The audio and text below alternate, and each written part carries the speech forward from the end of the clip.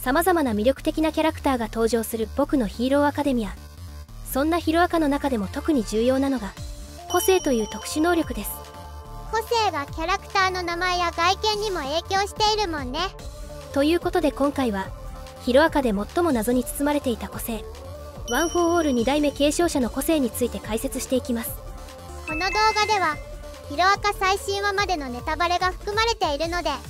概要欄のジャンププラスアプリで最新話を読んでからこの動画を見てね。それでは行ってみよう。本名不明、ヒーロー名不明、詳細なプロフィール不明とほとんどの情報が明かされていない謎の多い人物です。まだ個性が異能って呼ばれてた時代に生きていた人だから、少なくとも100年以上前の人なんだよね。まだヒーローという概念が存在していない時代に生まれた2代目は、暴虐の限りを尽くしていたオール・フォー・ワンに立ち向かうべくレジスタンスを結成し、初めて魔王に立ち向かった勇気あるリーダーです。2代目ってどんな性格の人だったのかな。多くは語られていない2代目ですが、今では考えられないほど悪が力を持っていた時代に生まれたため、その性格はシビアで厳格なリアリストという自他ともに厳しい人で、初めはデクに対しても心を開かず協力する姿勢を見せませんでした。死柄木を助けたいっていう甘い理想を持っていたデクに対して、数多くの仲間が死んでいった2代目はデクの考えに賛同できなかったんだね。しかし2代目の本質はデクと変わらずヒーローそのもので、宿敵であるオール・フォー・ワンの弟死柄木与一の命を救い、与一からマイヒーローと呼ばれるほど信頼されているところを見ると、本来の性格はとても優しい性格だったのではないかと推測できます。デックやオールマイトみたいな典型的なヒーローっていうよりかは、一見厳しそうだけど本当はめちゃくちゃ情に熱いところがかっちゃんにそっくりだよね。外見やツンデレ具合がそっくりな2代目と爆豪ですが、この2人は何かと関係性があるように匂わされています。2代目はタイムリープしているかっちゃんっていう噂もあったね。2代目と爆豪の関係性については明らかにされていませんが、最終決戦で爆豪と対峙したオール・フォー・ワンは、瀕死の爆豪がたどり着いた爆破の境地全身起爆モードを見て爆豪と2代目の姿を重ねており、恐れを知らない常に人を惑わし続けてきた魔王オール・フォー・ワンにとって100年近く経った今でも焦りを感じてしまうほどの存在、それが2代目なのではないでしょうか。今まで無敵の魔王だったのに初めて立ち向かってきたのが2代目だもんね。かっちゃんの個性を見て2代目を思い出したっていうことは、2代目の個性も爆破だったのかな。いいえ、オール・フォー・ワンが爆豪と2代目を重ねた理由は後ほど解説しますが、2代目の個性は爆破ではありません。そもそも爆豪の爆破という個性は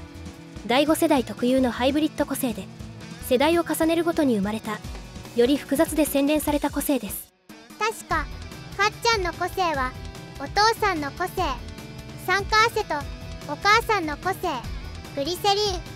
2つの個性が混ざり合ってできた個性なんだよね。ドクター・ガラキが提唱した超常特異点という理論の一つに、個性は世代が進むほど混ざり合い進化していくという推測があります。簡単に言うと、昔の人の個性はもっと単純な個性で、世代が進むと複雑で洗練された個性になっていくということです。かっちゃんの爆破とか轟くんの反霊反念が進化した個性ってことだね。なので第一世代の人間だと思われる2代目の時代には、爆破という高度な個性は存在しなかったのではないでしょうか。なるほどね。じゃあさ、2代目の個性はどういう個性なの？2代目の個性、それは変則です。変則、ちょっと意味がわかんないんですけど。変則という個性は物体の速度に干渉する個性です。トランスミッションという掛け声とともにギアを上げていくことで急激に加速し、最終的には音を置き去りにする音速を超えた速度まで対象を加速させることができます。音速を超えた速度で攻撃できるってかなりぶっ飛んだ個性だよね。バキの花山香理論だと、体重×スピード×握力イコール破壊力と言っているように、速度というのは破壊力に直結します。音速を超えたスピードでワン・フォー・オールの超パワーの全力で殴られたらどんな敵でも一撃で消し飛んじゃうよ。さらにこの変速という個性はスピードを加速させるだけでなく、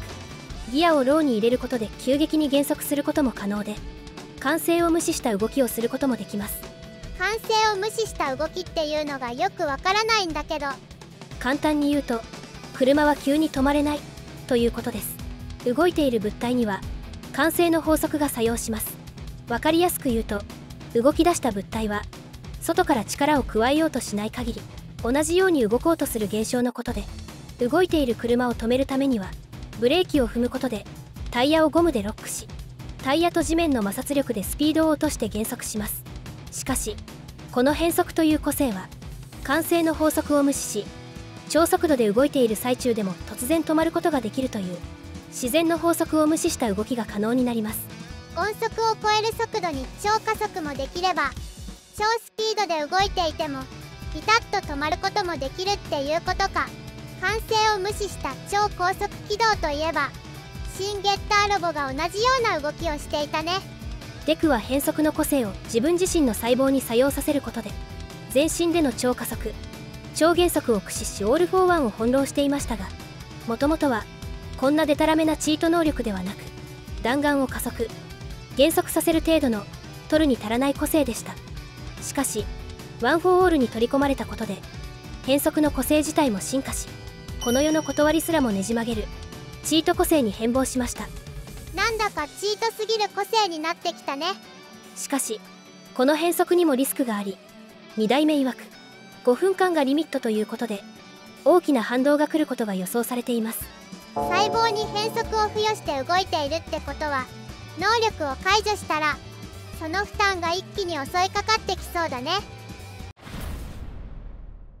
2代目の個性が変速っていうチート個性なのは分かったけど、なんでオール・フォー・ワンは2代目とカッちゃんを重ねてみたんだろう。爆豪の全身起爆モードによる慣性を無視したかのような動きを見て、2代目を思い出したような描写でしたが、それはミスリードだと思います。ミスリードってどういうこと？過去に2代目とオール・フォー・ワンが戦った時、2代目の個性変速のことを小さな物体に作用するだけのちんけな豆鉄砲と言っています。2代目が変速を使っていた時は全然大したことない個性だったんだね。おそらく自分の細胞に変速を付与して超スピードで戦うようなことはできず、弾丸を止めたり急加速させる程度の能力だったはずですが、なぜ爆豪と2代目を重ねてみていたのか分かりますか？なんでだろう。外見が似ているから。その可能性もありますが、オール・フォー・ワンは爆豪の中に2代目の信念を感じ取っていたのではないでしょうか。それはどういうこと？爆豪は何度死柄木に倒されても不屈の精神で立ち上がっていきました。同じく2代目もオール・フォー・ワンに初めて抵抗した人間で、最後まで諦めない、勝利を諦めない、勝って助けるの信念を感じ取った。そしてその姿が2代目に重なり、過去の憎悪の記憶がよみがえり、オール・フォー・ワン自身のトラウマを刺激したのではないでしょうか。過去のトラウマ？オール・フォー・ワンのトラウマってどういうこと？オール・フォー・ワンのトラウマ、それは死柄木与一です。与一ってオール・フォー・ワンの弟で初代ワン・フォー・オールのことだよね。オール・フォー・ワンは魔王と呼ばれ、悪事の限りを尽くしてきたヴィランではありますが、弟の与一のことは大事に思っていました。その証拠に無個性だと思っていた与一に個性をストックする個性を分け与えたり、最終決戦ではデクに対して弟を返してもらうと言っています。ワン・フォー・オールに執着しているのは弟を取り返したいと思っているということなのかな。それが兄弟の愛情なのか、所有物に対しての独占欲なのかは定かではありませんが、オール・フォー・ワンはワン・フォー・オールに対して異常な執着を見せています。今までの継承者も殺すのは簡単なはずなのに、いつもワン・フォー・オールを奪おうとしているもんね。正確にはワン・フォー・オールを奪いたいというよりかは、弟の与一を取り返したいと思っているのではないでしょうか。なんだか歪んだ兄弟愛だね。オール・フォー・ワンにとって2代目というのは大事な弟をそそのかし、挙句の果てには弟のワン・フォー・オールを受け継いだ初めての継承者です。与一に対して異常な執着を見せていたオール・フォー・ワンは、与一を自分から奪っていった2代目のことを憎んでいたはずです。2代目とオール・フォー・ワンが戦っている時もオール・フォー・ワンは2代目を締め上げながら涙を流していたんだよね。普段のオール・フォー・ワンからは想像できない姿だよ。常に人を惑わせ挑発し攻撃するオール・フォー・ワンが涙するというのはかなり異常な光景ですよね。そして2代目がワン・フォー・オールを継承しているということは与一はすでにオール・フォー・ワンに殺されているということになります。大切な弟を自分の手で殺すことになったのは2代目のせいってことか。独占欲の塊みたいなオール・フォー・ワンにとっては到底許せないだろうね。ある意味最大のトラウマを作った原因の2代目とワン・フォー・オールを守ろうとする爆豪の姿が重なって見えたのは偶然ではなく必然で、完全無欠と思われたオール・フォー・ワンを打倒する鍵はそこにあるのではないでしょうか。どれだけダメージを与えても回復するオール・フォー・ワンだけどミリオの問いかけで揺さぶられていたから突破口はオール・フォー・ワンの本心をさらけ出させることかもしれないね。オール・フォー・ワンの個性や人生のまとめ動画も作成中なのでチャンネル登録して待っていてくださいね。それでは次回の動画でお会いしましょう。クルスウルトラ